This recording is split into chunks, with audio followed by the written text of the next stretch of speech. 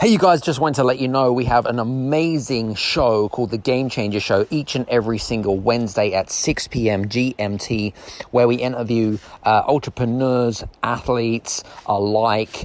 It gives people an opportunity to listen to people's story, how they've kind of really turned their business around. It's fun, it's thought-provoking, it's an opportunity to ask questions, and it's interactive. So if you want to come and hang out with some cool people, 6 p.m., please go to youtube.com/sleeve/Adam Strong, subscribe and click on the bell, and we'll see you there on Wednesday at 6 p.m. GMT. Cheers, take care. This is the Game Changers Experience. Deep dive conversations with leading business disruptors, Olympic athletes, celebrities, entrepreneurs, and influencers from around the world. This show will teach you insights about the winning principles in mindset, productivity, marketing, branding, entrepreneurship, business strategy, and more. Hosted by productivity authority, business strategist, former elite athlete, author, and public speaker, Adam Strong. Hello, everybody, and welcome to the Game Changers Experience with myself, Adam Strong. And today we are on the show with a really I call him a distinguished gentleman. His name is called Reggie Batts. I've known Reggie for the best part of around 6 or 7 years. I first met Reggie actually, and I was just kind of enthused by his energy and his aura of happiness. And I was magnetized by this, I suppose, sheer energy in the room. And I just love it because he's one of the very first speakers. When you go to an event, he is the person that you're kind of magnetized towards, and you really kind of get that real high energy when you go to an event. So that's how I know Reggie. Now, Reggie is also, for a decade, is, I suppose, a top performance, peak performance strategist and a motivational speaker. He's actually worked for the Tony Robbins organization and done that for over 10 years. Reggie has also spoken in over 50 different countries around the world, and has basically created a blueprint for entrepreneurs to help them to become more successful using the principles of mindset. He's an investor in business and property, and he's also an author and also a podcast host. And he's got a podcast called Mindset for Success. So you guys got to make sure you check that out. So listen, without further ado, Mr. Reggie Batts. Woo! Thank you so much. It's such a pleasure to be here today. Great to have you on the show, man. Honestly, I think it's been quite a while since we last connected, but listen, I remember you, even back in kind of the first times when I really kind of, I suppose, got heavy in the personal development world of really learning stuff. And, and I just remember that energy and enthusiasm. And I just thought, hey man, I just need to reach out to you and just find out what's hanging. What are you doing? So, but listen, I'm intrigued because, we know each other, but we don't know each other on a deep level. I'd love to know more about, before you got involved with the Tony Robbins organization, right? What was your life like, and how did the opportunity arise? Well, firstly, I thank you so much again for having me on your show. I love it. Well, I was 21 years old when I met Tony Robbins.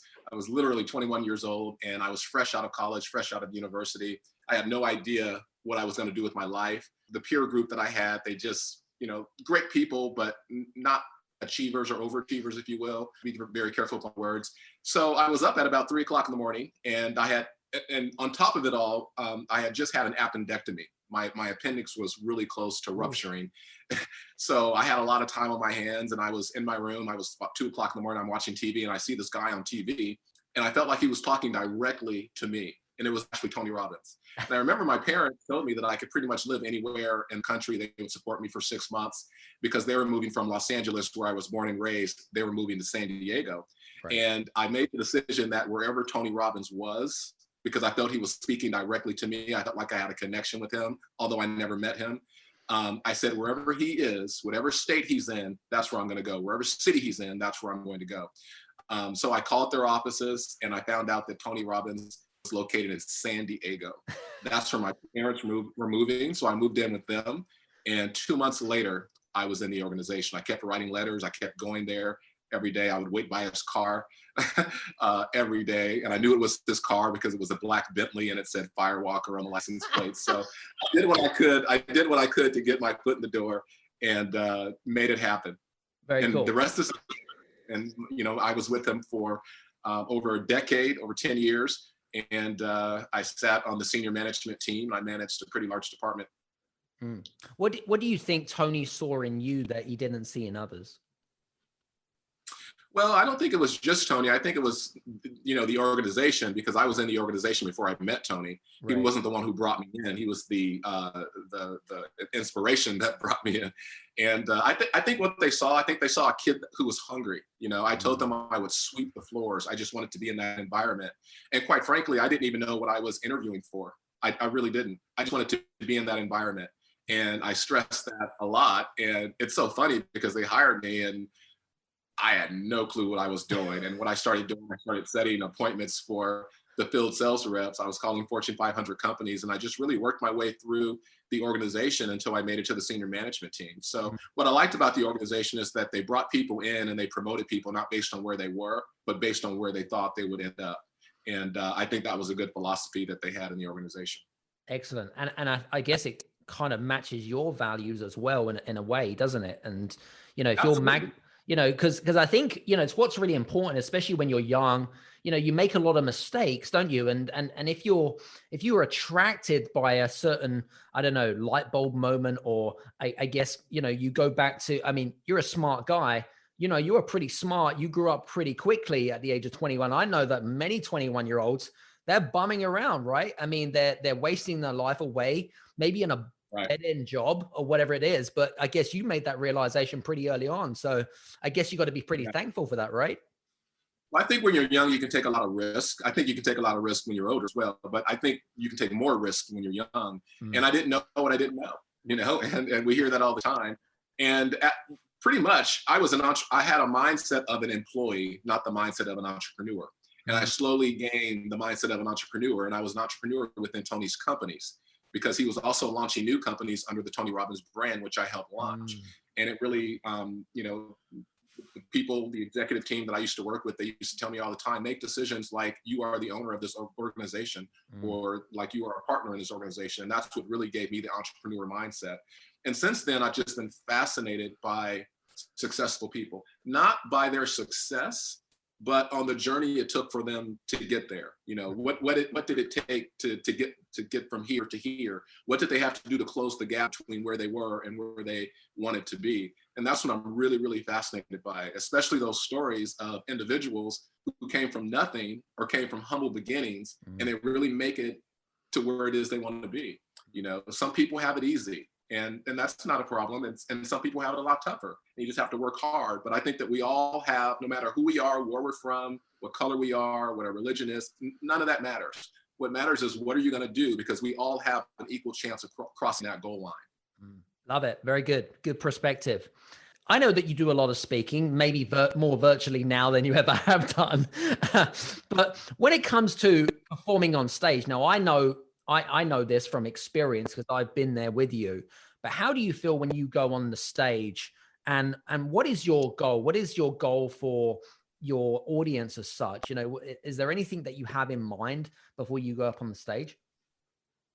Well, what I have in mind, my goal is, how can if I could reach one person, it's totally worth my time to be there, even if I have to fly 12 hours to get there. If I could move that one person, that's what counts. My goal is to connect with the audience. My goal is to get the audience to trust me. And you have a very short period of time to do that.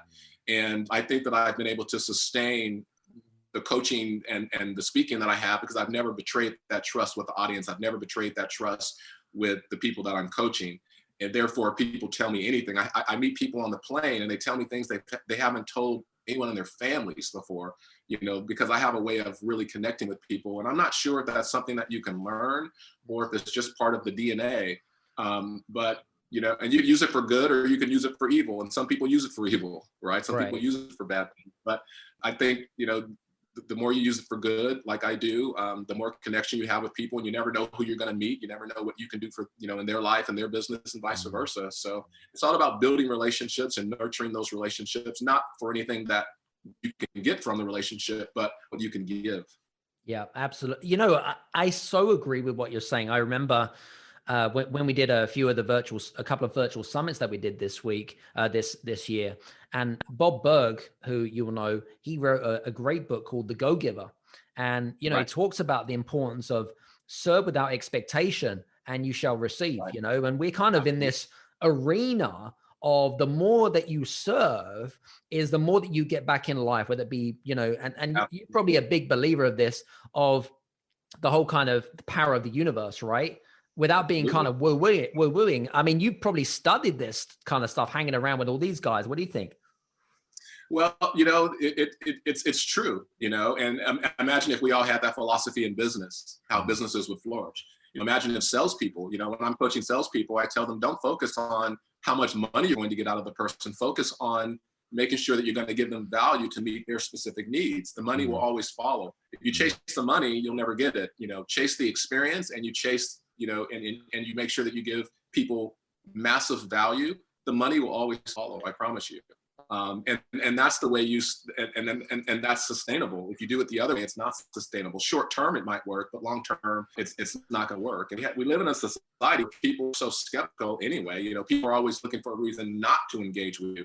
And a lot of us are giving people those reasons. So I'm consciously aware of all of those things when I'm meeting people and communicating with people and whatever the case may be, doing business with people, all of those things. I'm consciously aware of all those things. Now, you've been in 50 plus countries from around the world, right? You've met a lot of people from different cultures, from different ages, different industries. I mean, it's really diverse in its sheer. Are there any common patterns that you had found in, I suppose, the mindset space and the reasons why people aren't as successful as they could potentially be? Were there any common patterns that you picked up in your conversations and meeting with all these people? Well, not just on the mindset side, but also on the business side, being an entrepreneur. Right. The problems are all the same. And I struggled with that at first because, you know, when I first started going to other countries, I said to myself, oh my goodness, you know, the culture is so different. Maybe they have different issues, but no, whether you're in Africa or Asia or any place in Europe or America, wherever you are, it's the same problems. You know, when it comes to mindset, it's always fear. You know, I'm not good enough, you know, and just all those limiting beliefs that we come up with. You know, I had a lot of them. I had a ton of limiting beliefs. And in business, it's, you know, it's usually the lack of branding and all of that. But I'm working on their mindset before we're working on the business, because I believe that once you have the mindset right, and if you can transition from an employee mindset to an entrepreneur mindset, you're definitely going to succeed. I know a lot of entrepreneurs who are running their businesses unsuccessfully because they have the mindset of an employee. So I think that's very important. You know, it's interesting because you mentioned about your experience in working with the Tony Robbins organization as an employee. Now, I'm a big believer in intrapreneurship, right? Rather than entrepreneurship. Have you found, now you probably firsthand experience from this.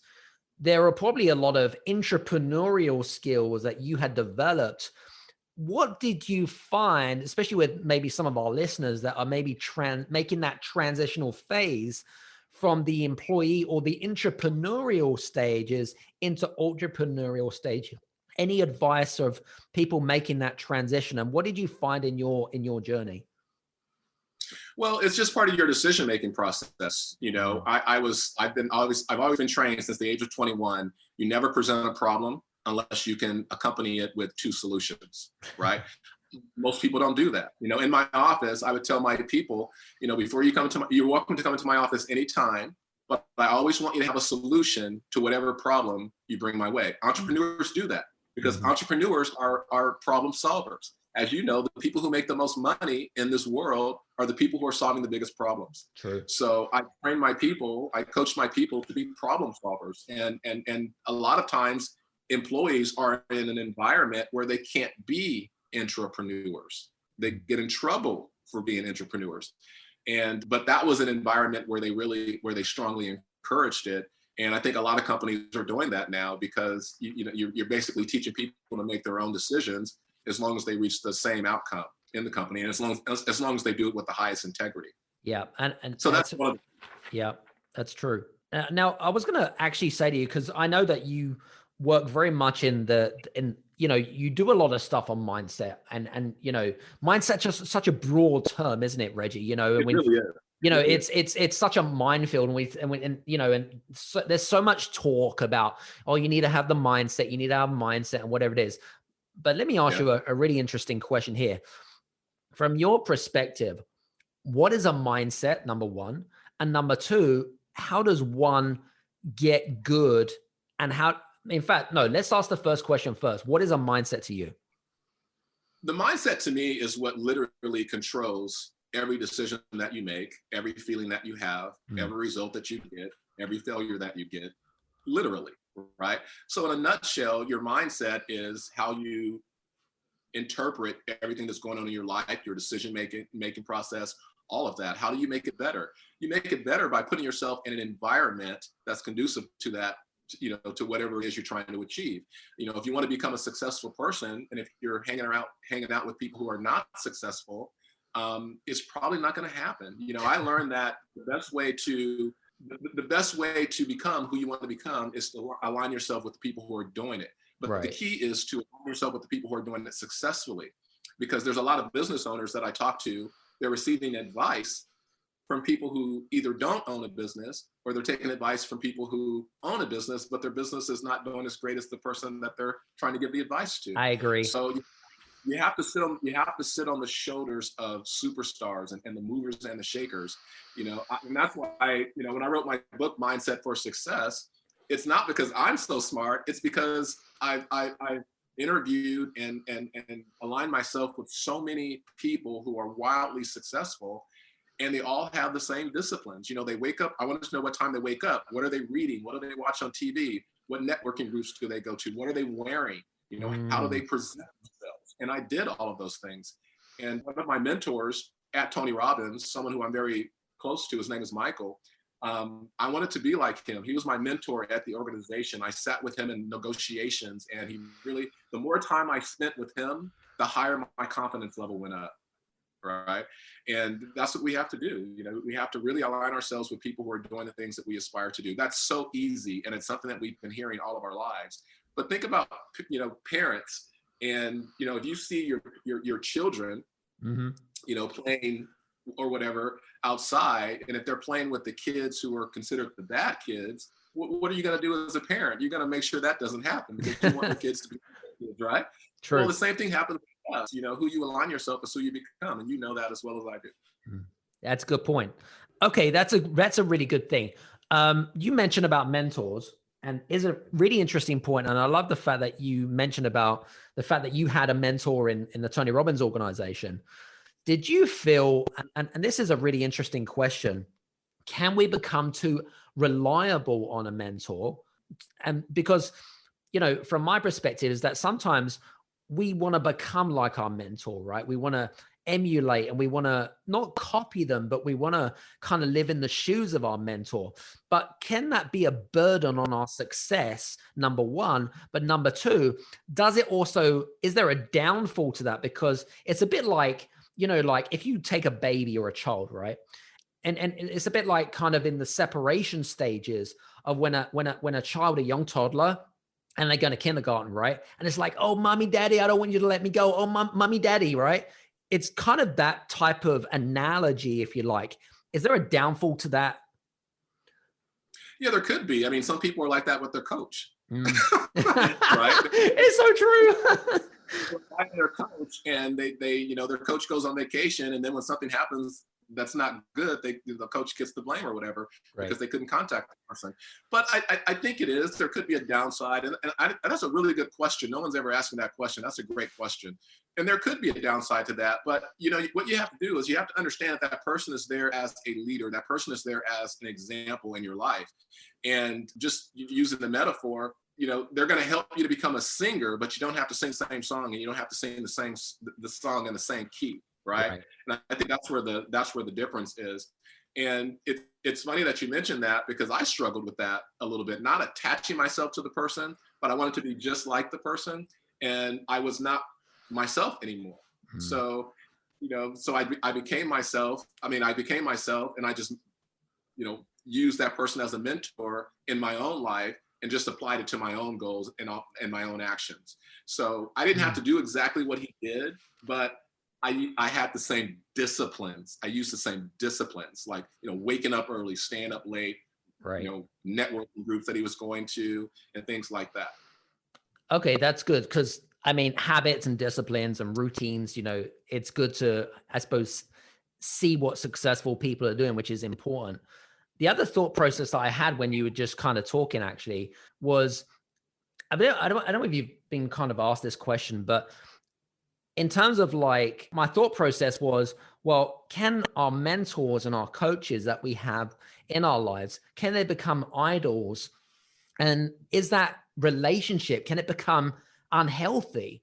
Do you know what I mean? So if I think of an idol as something that I really I'd like to become, maybe a pop star, maybe it'd be Britney Spears. Not that I want to be the next Britney Spears, of course, but you know what I mean, right? So I don't know what your thought processes are around this, but it was just a really interesting thought.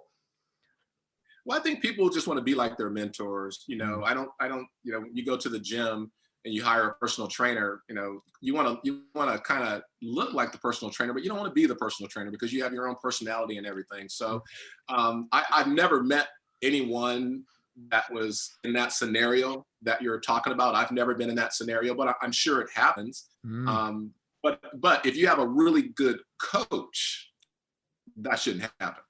Yeah, I agree. I absolutely agree. Because then you can. It could be the behavior of the coach that makes that happen, as well. So that's why you have to, when you're coaching someone, you have to set the expectation in the beginning, not the middle, but the beginning. As with any relationship, you have to set the expectation in the beginning so that everyone's clear on what the situation is and what the outcomes are going to be. Yeah, good point. Now, apart from, I suppose, having a very, what I call a well-tuned engine or a well-conditioned mindset, what other skills and attributes do you feel that a lot of entrepreneurs lack in and that they need to really focus on, especially if they want to get more momentum, more success, or, because success is very subjective from person to person, right? Whether it doesn't really matter, but what do you feel is, from your perspective, skills and attributes that you do on a daily basis? You mentioned some success habits and anything else. Do you want to kind of go a little bit deeper on that? Well, success habits are pretty simple. You heard the term, small disciplines practiced every day. It's so true. I wake up very early. One of the main transitions that I had to make with this whole COVID thing was, how am I going to adapt? Because I didn't have this super mindset in March of last year, because like everyone else, I was trying to figure out what was going on, how it was going to impact my life, how it was going to impact my family, and all of that. Right. And there was some fear there as well, as we all had, because, we didn't know what was going on and we didn't know how long this was going to last. But I think the most important thing, you have to snap out of it. And you have to, most of us are always trying to run away from something. And usually when we're trying to run away from something, it's usually something negative. But we have to get into the mindset of running towards something, right? Because if we're running towards something, that's a whole different ball game, in my opinion. So I think that one of the things that I did, I started waking up early. A lot of entrepreneurs say they don't have enough time. And it's not that they don't have enough, and I understand that, because you have your spouse, you have your children, and you have the business, and some people have jobs on the side and all of that. I understand that. You have to make time, because time is something that we all have that's equal. Richard Branson has the same time that we have. How come he can manage his time and he's doing more, yet we can't manage ours? It's just not logical. Right. So I wake up at 4 o'clock every morning, and I do the exercise things so I can stay in shape, because there's no wealth unless there's health. And I have 2 hours per day that I'm allocating to my 30, 60, and 90-day goals. Okay. And during that time, that is my time. That's Reggie time, right? Yeah. And I could selfishly use that time for anything that has to do with me and my personal goals, because we have a lot of goals. And I think the reason why people fail at the goals, one of the reasons why, is they don't have the right strategy. But let's just pretend like they do have the right strategy. They lack allocating time to make those goals a reality. And they set these arbitrary dates with no intelligence whatsoever, and then they always fail.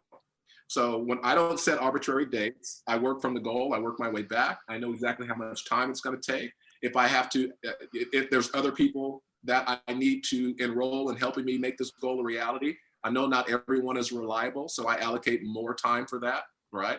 And 2 hours every day, early in the morning. I never have meetings. I'm never on the phone. I'm never on Facebook, social media. It's always allocating that time to my 30, 60, and 90-day goals. And I think that's one of the important things that we must do as entrepreneurs. But not just building the business, we also have to build ourselves. You know, a lot of people have wildly successful businesses, but their marriage is not great, or they don't have a good relationship with their kids, or they're not happy, or they're not fulfilled. You have to make sure that every aspect of your life, whether it's your business, whether it's your finances, whether it's your relationships, whether it's your health, whether it's your religion, whatever the case may be, all of those things have to operate at a level 10. Because if you lose one, you risk losing all. Really fascinating. I'm glad that you picked this up because, you know, I was actually reading, and I think it was, I don't really read the newspaper that much. I think it was on social media. I can't remember exactly. And they were sharing stories, Reggie, right, of either employees or entrepreneurs that had basically got so busy and they couldn't manage their time. And they were complaining that they were basically just working their asses off, right? And like literally not living a life. And I'm thinking to myself, why would you showcase these people, right? When everyone has choices, right? That's what it's down to. What do you think? I totally agree. You know, I totally agree. I mean, I agree 100%. Enough said. I mean, I just couldn't quite understand, you know, the fact that, you know, people are working 18-hour days. I'm like, dude, you're working from home. You don't have to go into the office. You're saving all this time. You're making yourself busy and you're getting stressed and burnt out about it. I'm like, what is the matter with you people? Jesus. But I've also seen that a lot of those people who are working the 18 hours, you know, out of those 18 hours, how much of that time is actually real work? You know, how much of that time is really, you know, growing your business or focusing on the highest income producing activities of your business? Are you doing stuff? Are you doing things in your business that are strategically going to take you from where you are to where it is you want to be? You know, I tell people, don't worry about the transactional stuff, you know, during the day. Work on those things, you know, that really need your very, very best, you know, in the morning. That's really, really important. And I plan everything that I do. Every night before I go to bed, I look at my schedule. My assistant plugs different things in my schedule. I pay my assistant for one reason. I pay my assistant to make sure that I'm keeping every commitment that I make, not only to myself, but also to my clients. It's very, very important. Love it. So, and we have, you know, if I wanted to cancel this, let's suppose I was lazy and I didn't want to do this interview today. And if I called my assistant and said, hey, can you just make up an excuse and, you know, reschedule it? He'll send me, nope, you're committed. You're going to do it. Right? Tony, we like you. We like you, whoever you are. Is it Tony, your assistant? Yeah. And it makes me mad sometimes, but you know what? I'm getting so much done and I'm so conditioned because I'm laser focused on the outcome. And that's the key. Now, do I still, you know, if I set out 20 things to do on my calendar and if I'm only doing 17, I'm still happy because there's some things that happen in the day that are out of your control. And I'm not going to beat myself up for those things. You have to allocate time for that as well. So, but I'm getting far more done than if I didn't plan like I'm planning. And anyway, you're probably saving 70% of your time from not traveling. So you have no excuses. Yeah, because the travel was taking up so much time. I mean, we would travel, you know, to like Dubai, stay there for 18 hours and then leave and go someplace else. And most of our time was really spent in the air. And you're right, I don't have that challenge now. And that's why I've been doing a lot of webinars. I've been doing a lot of speaking engagements online. And if I woke up tomorrow morning and found out this whole pandemic was just a dream, I would pivot my business and everything that I'm doing the way that I'm doing it right now. Fantastic. Because, yeah, absolutely. I love it. Interestingly enough, you know, it's interesting. So I've had a couple of conversations with, interesting. So we were talking about Clubhouse offline the other day, right? And Clubhouse is great. It's the audio only app. If you don't know what Clubhouse is, it's on iOS. And, you know, it's a great platform because you get to really build great connections with people on there. I'm not the type of person that spends 12, 14-hour days on Clubhouse. You just don't get anything done, right? And like you know, I'd like to make sure that I'm disciplined and I put time aside, because otherwise you're just going to get sucked into this hole. So one of the conversations that came up was, especially for like entrepreneurs, and you brought it up, is that these people would just continue to work like dogs, right? And they sacrifice their relationship. So what they probably don't know is that, hey, guess what? Your relationship with your other half is probably on the Canadian Rocky Mountains right now, and you're going to be filed for divorce next week if you're not careful. Right. Any advice for people that find it particularly difficult to, I suppose, come away from, you know, the work that they're so committed to? Because I mean, you kind of touched on it a little bit, but I know that there's a lot of people going through that right now, and I'd just love to kind of get your point of view on that. Well, first, that's a great question. First of all, I think that I don't think I know. In the beginning stages, in the infancy stages of your business, you're going to have to make those sacrifices. You're going to have to work hard. You're going to have to spend time away from your family. I sound like a broken record when I say this, but I say this all the time. I say this all the time. Having a business is like having a baby, right? And when you have a baby, you know, you have a newborn baby, you're going to spend so much time with that baby. That baby's going to take you away from your family. So is the business. The baby's going to wake you up in the middle of the night. So is the business. As much as you love the baby, that baby's going to make you mad every once in a while. So is the business, right? That baby's going to make you think, maybe I'm not a great father after all. So is the business. Maybe I'm not a great entrepreneur after all. But you don't throw the baby out. You hang on to the baby, you keep the baby, right? And the baby's going to grow. And as the baby grows, the more the baby grows, the less the baby needs you. The more the business grows, the less the business is going to need you. And that the baby goes through various stages. The business goes through various stages. And eventually, the baby is not going to need you at all. And that's how the business is as well. So there's stages where you have to, especially in the beginning, where you have to invest a lot of time. You have to be away from your spouse. And I call it, you know, you can either, I tell entrepreneurs all the time, you can play now and pay later, or pay now and play later. Love it. That's a great metaphor. Yeah. Now, if you're years into the business and nothing's happening and you're still doing that, then there's an issue. There's a problem, you know, and that's not going to only help, you know, that's not going to only destroy your relationships. It's going to destroy, you know, you're going to destroy yourself, you know, and your mindset and all of that. You're just going to get burnt out. And the entrepreneurs who do get burnt out, that's the road they're traveling. It's a good point that you make there. Here's an interesting question here, Reggie. And, you know, and I'm going to use, again, I'll use a metaphor here, right? You've got someone that really is what I call the present entrepreneur, but there's an entrepreneur that wants to go here. So there's the outcome or the result or the desire. I'm going to say the desire, right? So you've got present time and the desire. And then in between the middle, there is what I call it a bridging gap, right? A bridging gap that takes them where is it that they are right now? Where is it so they want to go? What would you say from your perspective? How do you bridge that gap? Because I feel that, you know, a lot of entrepreneurs and business owners, right?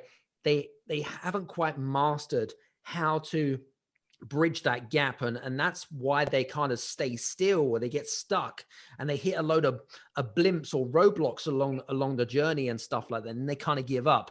Any advice there? Well, I think that they have to do things totally differently, because I think oftentimes as entrepreneurs, especially if you've been in business for a very long time, you're used to doing things a certain way. Strategy is one thing that you have to change, but you also have to change the mindset of the strategy. As you know, it takes a whole different strategy and a whole different mindset to go from 6 figures to 7 figures and 7 figures to 8 figures. Hell, it takes a different strategy and a different mindset to go from $100,000 to $500,000. Right. So we have to, I think one of the ways that I overcame it is I accepted the fact that I have to always step outside of my comfort zone. I have to always do things differently. By the way, even if you had a year last year that was wildly successful, you still have to do things differently this year in order to make this year better than last year. Right. Because even if you do what you did, even if you do exactly what you did last year, at best, you're going to get the same result. And a lot of people don't even get the same result. So you really have to do things differently. You have to step outside of your comfort zone. And you know, I've had coaches have me do things that I thought was absolutely insane, you know, and I didn't want to do them. And these are things that would bridge me from where I am to where I wanted to be. But based on my view of the world, it was insane to do something like that. But based on their view of the world, it was the most logical thing to do, because these are things they've done over and over again. I remember one of my coaches, one of the first things he wanted me to do, I had coaching clients who weren't paying me. And 60% of my coaching clients were not paying me, right? So where was my focus? My focus was I was just chasing receivables. Now, the other 40% of the people who were paying me, and by the way, who were my best clients, I wasn't giving them any attention at all. So what my coach wanted me to do, he says, I want you to fire 60% of your clients. He wanted me to fire the people who weren't paying. That wasn't logical to me, right? I'm like, you're absolutely crazy. And he's like, they're not paying you anyway. And the likelihood of you collecting those revenues is slim to none. Right. So we got rid of those clients responsibly, and I was able to bring on 7 additional clients, which was significantly less than 60%. And within 3 months, which far exceeded the revenue that I had with those other clients. That's not a decision I would have made on my own. That's not the decision that I wanted to make. But my point in telling you that story and going back to your question is, sometimes in business, in order for us to get from one place to another place, we have to do things differently. We have to make sure that we're getting the right advice to do those things differently in order to bridge ourselves from where we are to where we want to be. Very, very important. So, and sometimes we just don't understand what those things are. Even today, you know, my coach has me doing things that maybe I don't understand it, but I have such a great track record of succeeding because of his advice that I just don't question it anymore. Love it. Very good. It's interesting. You mentioned about the fact that you don't question it anymore. And I was speaking with who's turned into a really good friend of mine, Reggie. He actually lives in San Diego. He lives in La Jolla. His name's Dr. Marshall Goldsmith. And you know, probably Marshall Goldsmith, one of the most successful executive coaches in the world. And he talked to me about a process of when he takes on clients, what he does is he says one of the conditions and the expectations is that you must never argue with me. You should just agree with me and say, thank you, Marshall. And I was like, really? I was like, this is fascinating. It's similar to kind of how I operate, and it's maybe how you kind of operate. But whenever a client argues with him, what he does is he finds his client $20. And I remember he was telling a story, Reggie. I'll just quickly tell you a quick story. He was coaching a billionaire CEO, and he was managing a Fortune 500 company. And they just made a donation to their charity. It was like, I don't know, something insane, like $750 million, made a donation to the charity, big company. And then he had his coaching session next day, and he started arguing with Marshall.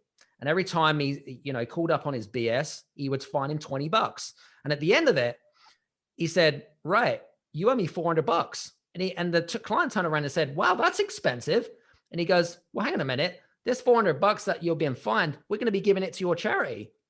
You just paid $750 million to them yesterday. What difference does it matter?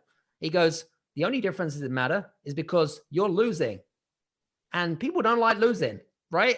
Right. Interesting, right, Reggie? I don't know if you've ever come across that, but I found it fascinating. Wow. I mean, seriously. He's in La Jolla? He's in La Jolla. Seriously, he's got like the best view of the bay. And I'll talk to you about something offline, which I think I'm just so super pumped about. Marshall was on our last virtual summit. Such a great guy. So humble. He grew up Yeah, go on. Going back to your point, I do think that I think you can question. What I mean by question, if a coach says do X, Y, Z, sometimes I want to know why, because sometimes the why helps me to understand how he or she led to that decision. Right. I think that's okay. But some people challenge their coach, or, and they want to argue with. I've seen it so many times. I'm like, why are you doing this? This person's wildly successful doing the things that you want to do, and you're not successful, and you're asking this person because obviously they're the authority. Mm-hmm. So it just comes. You have to be coachable, and I think the people who do that, they're not coachable. But the difference is between having a discussion and an argument is completely different, I think way different. And I think you pointed it out there 100%. Very good. We're coming towards the end of our interview, but I have to ask this question. This is something that I just had to ask. What keeps you so positive and happy? I'm just so intrigued about, whenever we have our conversations, whenever I see you on the stage, like I see you with a smile. How the frick do you do that? It's a decision. It's a decision just like any other decision. And I'm really aware of what I say. I think words matter. I'm very aware of what I say and how I say it. And I want to leave people with a great impression, and that's been part of my brand for a very long time. And I mess up every once in a while because I'm not perfect. But I have a big belief that, with everything that happens in life and everything that happens in business, the good and the bad, we have to accept the fact that life happens for us, not, it doesn't happen to us, it happens for us. Life is a gift, it's not a curse. And what we make out of that is really up to us. And it's ultimately our own responsibility to determine our level of happiness. And we have to figure out how we can get out of the sadness or whatever.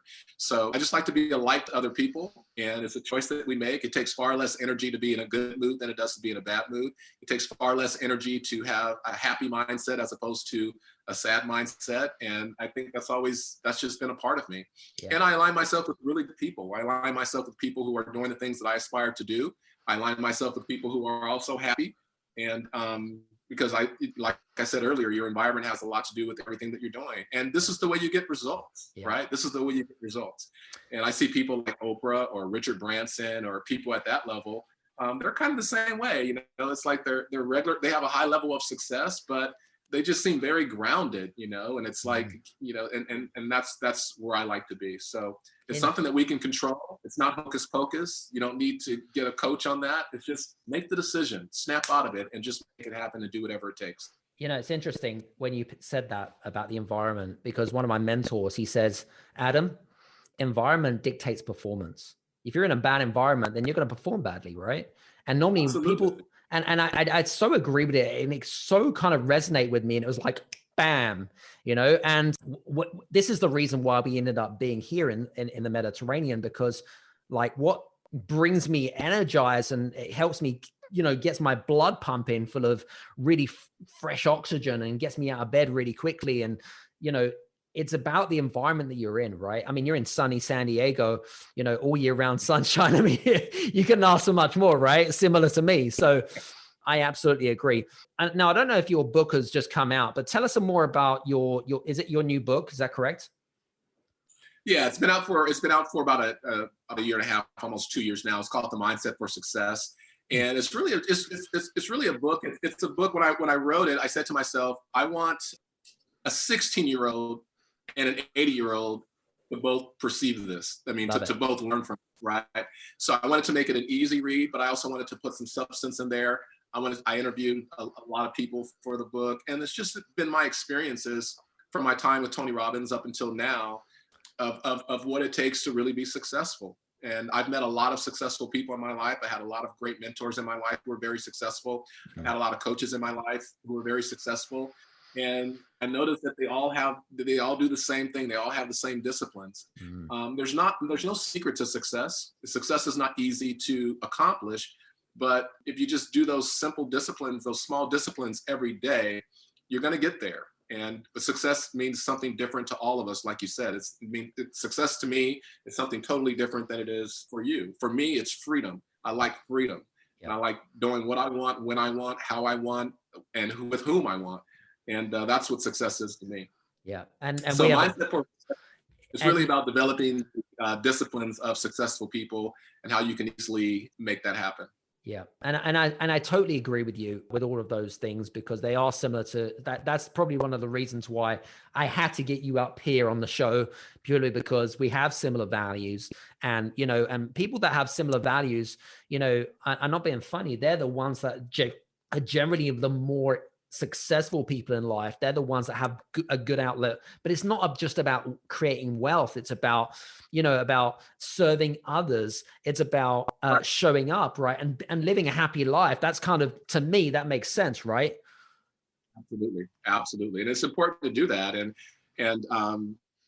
advertising bad news. I don't like advertising things that happen in my life that are bad. But why should I? I don't want to put that energy in there.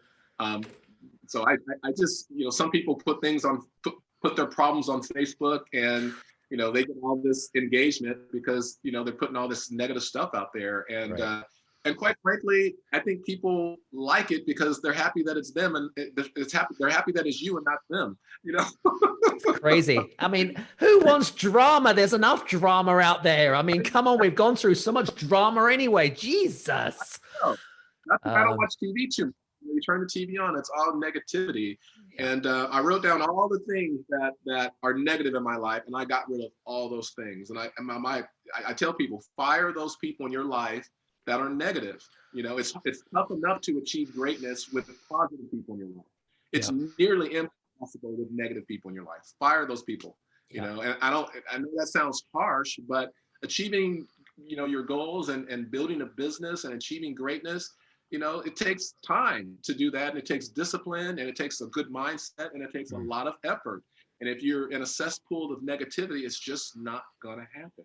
Very cool. Listen, I just want to say thank you so much for being on the show today. I think, I don't know about you, but I've had a lot of fun being here and having conversations with you. So I just want to say thanks very much. I'm glad I got the opportunity to connect with you again. I see all the great things that you're doing online, and you just had, the big event. I'm so sorry I couldn't be there, but I had to get those teeth taken care of, the wisdom teeth. Oh yeah, I remember that. That's all good. But I'm sure there's going to be other opportunities, 100%, and absolutely. And we can explore that definitely. So guys, listen, I hope that you've enjoyed today's show. What I would endorse you to do is to connect with Reggie, by the way. He is on Instagram and any of the social media handles on the link below. You can also check out Reggie's book as well, which is available, I believe, on Amazon and all good booksellers. And also check out Reggie's podcast, which I believe is Mindset for Success podcast. Make sure you go onto Apple or on Android, whichever you decide to go on to. So without further ado, listen, guys, hope you've enjoyed today's show, and we'll see you back in again on the next Game Changers experience. Take care. Have a great day. Hey, you guys, I just want to say thank you so much for listening in to this episode of the Game Changers experience. I hope that you got some amazing value, some great insights, and golden nuggets that you can implement into your business straight away. I would really, really appreciate it if you could leave a 5-star review on the button below. Have a fantastic day, and we'll see you on the next episode. Take care.